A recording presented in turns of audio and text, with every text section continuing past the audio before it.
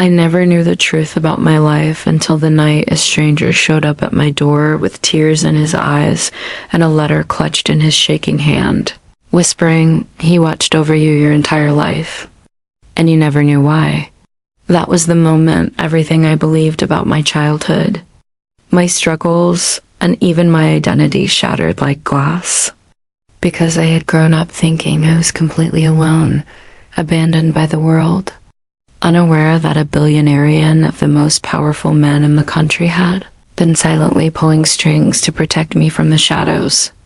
My name is Aisha, and for 18 years I lived in a tiny rusted apartment with peeling paint, broken windows, and a mother who worked 3 jobs just to keep the lights on, though the lights still cut out every other week. I believed every part of my life was defined by poverty, by scraping and fighting and hoping for something better, and I carried a quiet resentment that no one ever stepped in to help us, especially when my mother fell sick and I had to grow up overnight. But even in those dark years, strange things kept happening. Mysterious scholarships showing up, anonymous donations paying for medicines my mother desperately needed, groceries appearing at our door whenever we ran out of food, and my mother always said the same thing: "Our guardian angel is watching." I used to laugh at that. I didn't believe in angels. I believed in struggle and survival. But the night she died, she grabbed my hand with her trembling fingers and whispered a name I had never heard before: Mr. Rayford. I didn't know who he was, and I didn't understand why she smiled while saying it, as if just his memory brought her peace. After she passed, life became even harder, and I tried to forget her final words until that stranger came knocking 2 weeks later. He was tall, dressed in a black suit, and his voice cracked as he asked, "Are you Aisha Malik?" When I nodded, he whispered, "He made me promise I'd come to you when the time was right." I didn't know who he was, but something in the man's eyes made my heart race. And then he handed me the letter that would unravel the truth behind every mysterious blessing in my life and reveal the heartbreaking reason a billionaire had dedicated his entire fortune to a girl who never knew he existed. My hands shook as I opened the letter, the paper soft and worn, as if someone had held it many times before building the courage to send it. The handwriting was elegant but trembling, and the first line made my breath catch. "Aisha, forgive me for loving you from afar." I felt the world tilt, my vision blurring as I tried to make sense of the words, while the man in the suit stepped inside quietly as if he knew I might collapse. "Please read it," he murmured, his voice thick with emotion.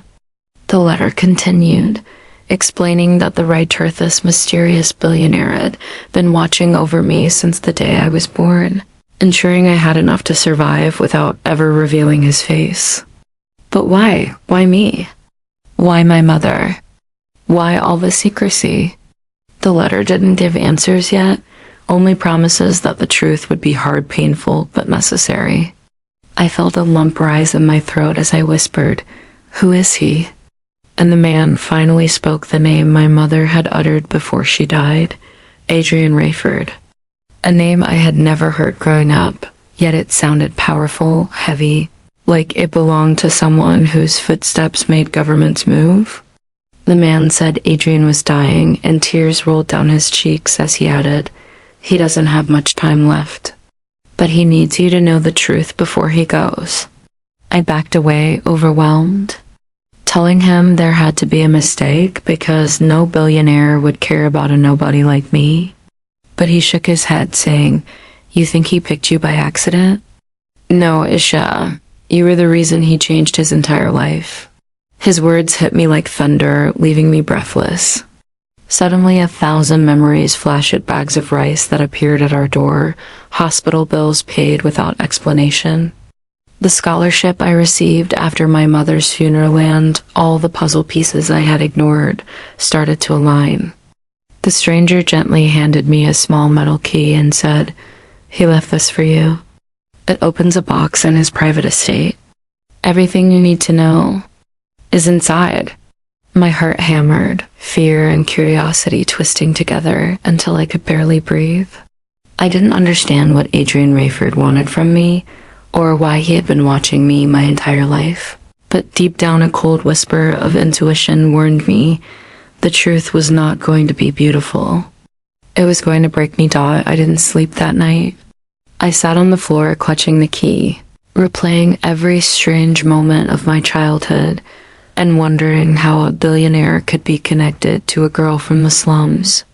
At sunrise, the man in the suit whose name I learned was Daniel Rayford and said Adrian wanted to meet me before it was too late. My pulse thundered as we drove through parts of the city I had only seen in magazines, crossing tall gates and winding roads until we reached a sprawling estate surrounded by towering trees and silent fountains. The air felt heavy, like it carried secrets.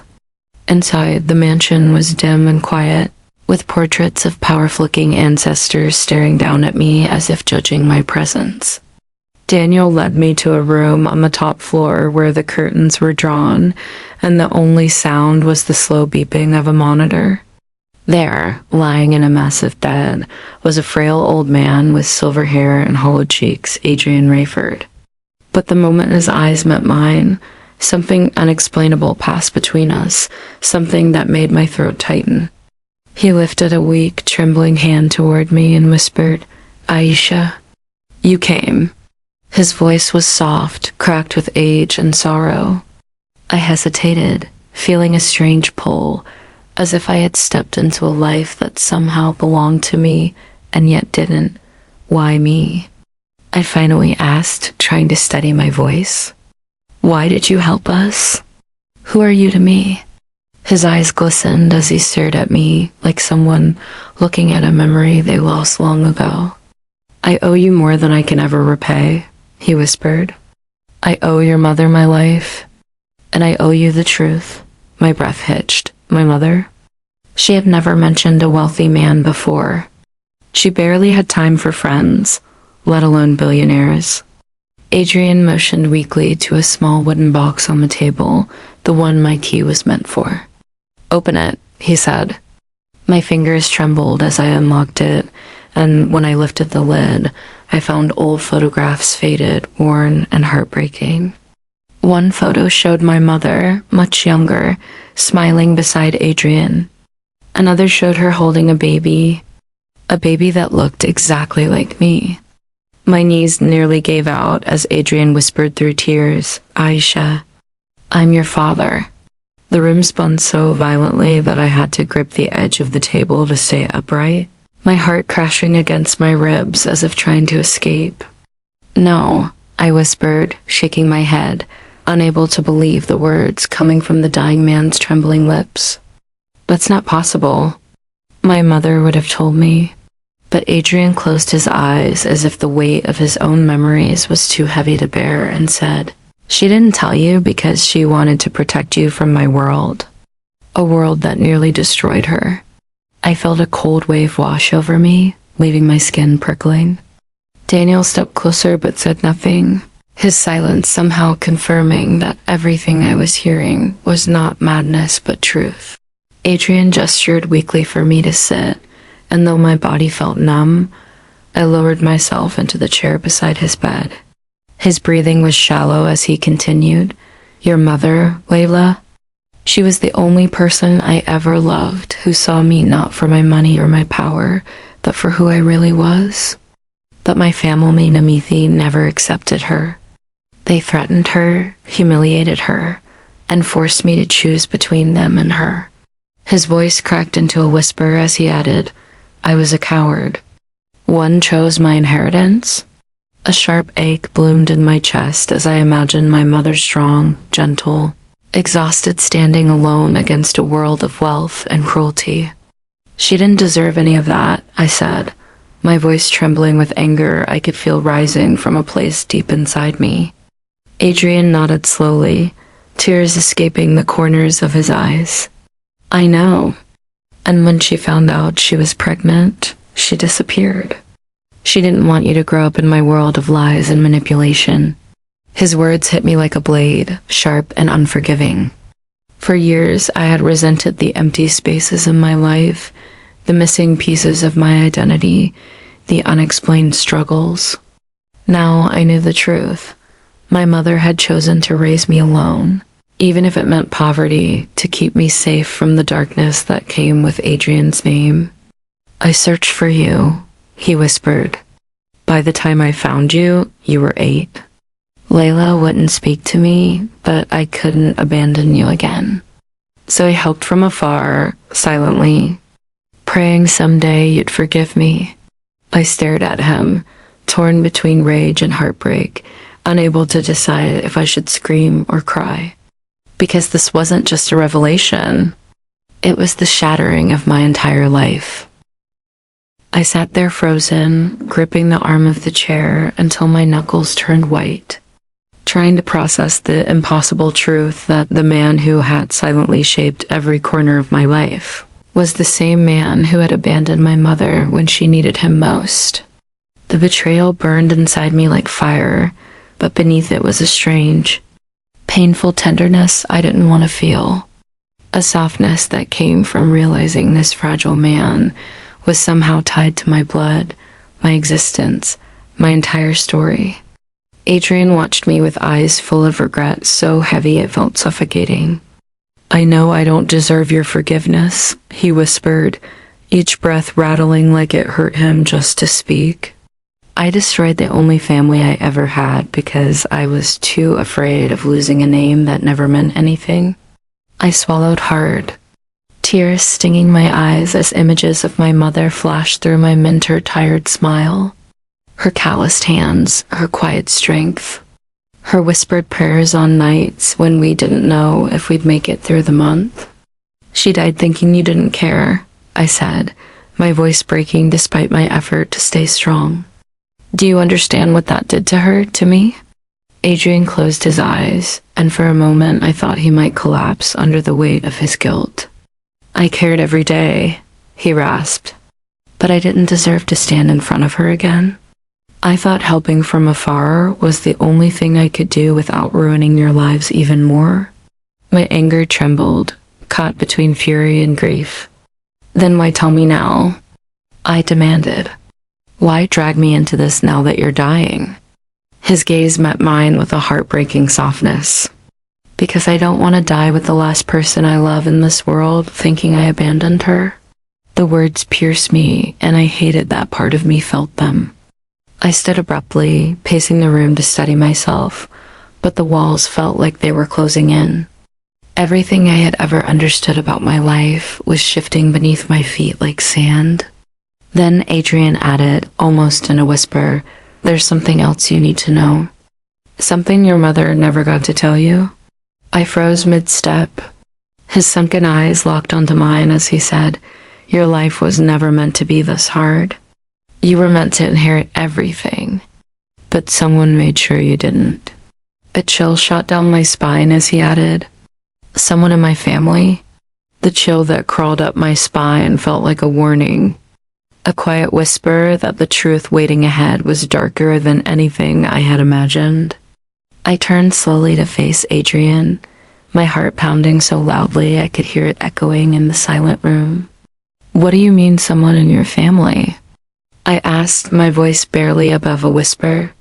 Adrian swallowed with difficulty, his frail chest rising and falling unevenly as he gathered the strength to continue. "My family knew about your mother long before I ever admitted it," he said, each word heavy with shame.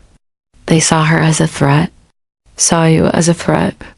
They believed you would ruin our legacy, take what they thought belonged to them, expose my weakness." I felt my stomach twist. "So they punished us?" Adrian nodded weakly. "My father hired people to follow her, to intimidate her, to corner her until she had no choice but to leave. When she vanished with you, they were relieved. They thought the problem was gone." I felt my nails dig into my palms as rage burned through me. My mother hadn't just left because of fear or heartbreak. She had been pushed out, forced into a life of struggle because a powerful family couldn't tolerate the idea of me existing. Adrian continued, "When he died, my sister Lainey took over everything. She found out you were alive, and she made sure you stayed hidden. Every time I tried to get close, she threatened to destroy whatever little piece your mother had left. She controlled my access to my own fortune, my companies, my life. And I let her.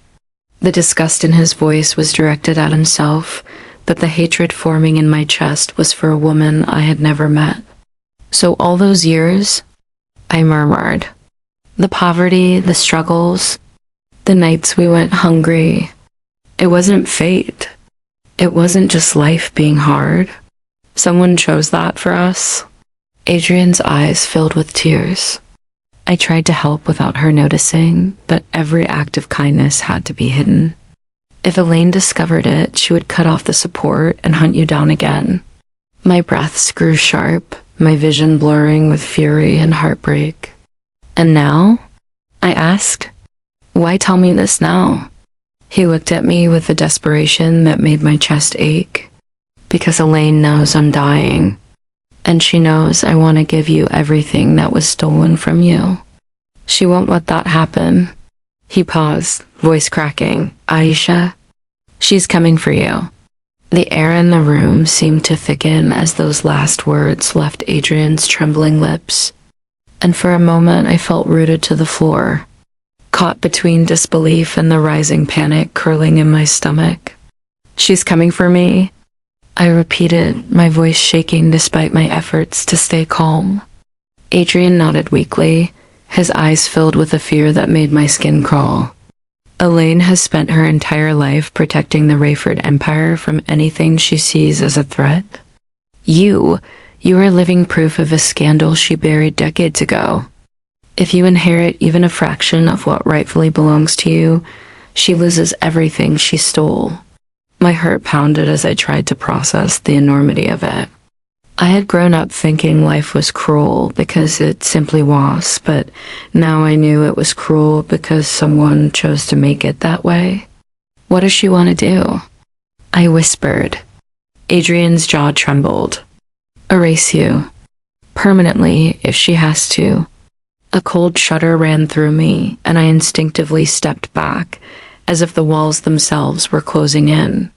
Daniel placed a gentle hand on my shoulder, his expression grim. He's not exaggerating. She's already taken control of most of his businesses, his lawyers, his staff. We don't know who we can trust anymore. I felt trapped in a nightmare where wealth and power didn't protect you, but hunted you. So what am I supposed to do? I asked, my voice cracking. Adrian reached for my hand with surprising urgency, his grip weak but desperate. You need to leave this estate today, right now. There's a safe house prepared for your documents, resources, everything you'll need until it's time to reveal the truth to the world. I shook my head in disbelief.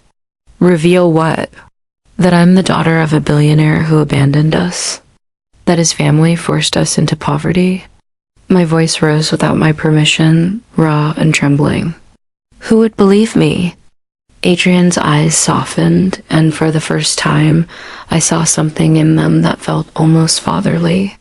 They will when they see what's in the rest of that box. Your mother left something behind, something only you can expose. I looked at the wooden box still sitting open beside his bed, suddenly aware that the photographs were only the beginning. What did she leave? I asked, my voice barely audible. Adrian exhaled shakily. Proof of everything. And then, with agonizing effort, he whispered, Aisha, you are the rightful heir to everything my family stole from you. But if you stay here any longer, Elaine will make sure you never get the chance to claim it. Daniel didn't give me time to absorb Adrian's warning. He grabbed the box, wrapped it in a plain cloth, and whispered urgently, we need to go, now. My pulse hammered in my ears as he guided me out of the dim room. But before we reached the door, Adrian called out weakly, forcing me to turn back. His hand trembled in the air, reaching for me like a father desperate for one last moment. Aisha, he whispered, his voice cracked and thin, no matter what happens next, Please remember that I loved you, even when I didn't deserve to. The words hit me like a punch to the chest, and for a second I couldn't breathe. I wanted to scream, to cry, to demand why he hadn't fought for us when he had the power to move mountains. But all I could do was nod, because despite the pain, despite the rage, despite the shattered pieces of my childhood, the truth in his voice was undeniable. Daniel pulled me into the hallway, closing the door softly behind us, and instantly the mansion felt different, colder, heavier, as if shadows were watching our every move. "Keep your head down," he murmured. Elaine has eyes everywhere. We moved quickly through the labyrinth of marble corridors until we reached a narrow service exit behind the kitchens. But as Daniel pushed it open, we both froze.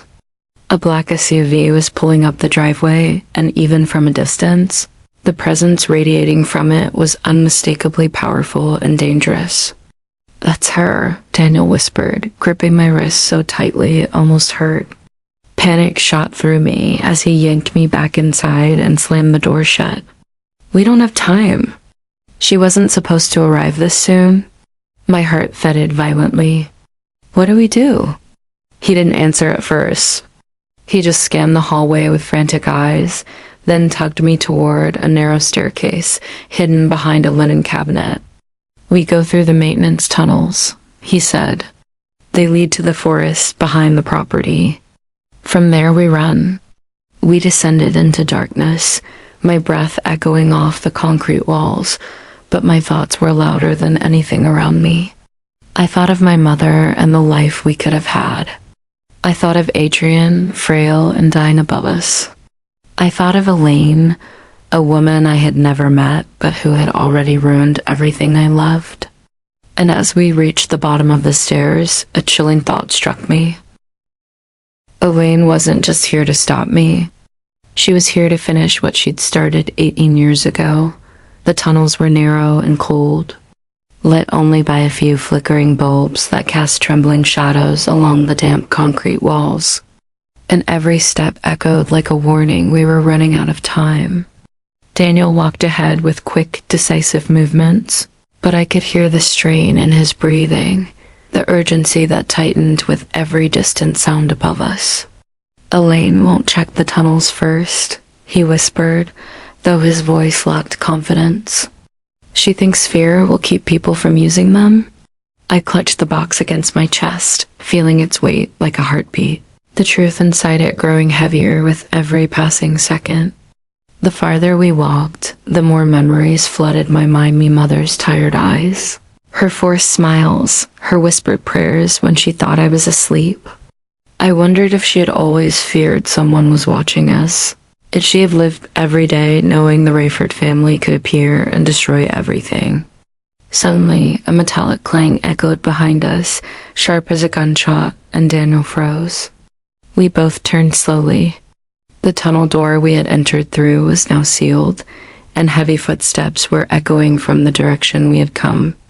"She knows," Daniel breathed. "She's already in the house." Panic surged through me like ice, chilling every nerve in my body as we hurried deeper into the tunnel network, the air growing colder and the ceiling lower. The walls seemed to press closer, as though the mansion itself was trying to trap me. "We're close," Daniel said after several minutes, pointing toward a faint patch of light ahead. "That exit leads straight into the woods. A car's waiting gate will take you to the safe house." But as we approached the exit, voices drifted from outside, a calm, sharp, commanding. I felt my blood run cold. "She's blocking the forest," Daniel whispered, pulling me back into the shadows. "How did she get ahead of us?" My chest tightened as I peered through the metal slits of the exit gate. Black vehicles were parked in a semicircle, and several men dressed in dark suits were sweeping the area with flashlights. They moved with precision, military-like efficiency. Watching them, I understood something terrifying. Elaine had prepared for this moment long before I ever learned the truth. "There's another tunnel," Daniel said suddenly, though his voice trembled. "But it's risky. It goes under the east wing and comes out near the cliffs." I swallowed hard, gripping the box like it was the only thing anchoring me to courage. "Show me," I whispered, and together we ran toward the direction that would either save my life or end it. The deeper we went into the forgotten tunnels beneath the mansion, the more it felt like we were descending into the belly of a beast.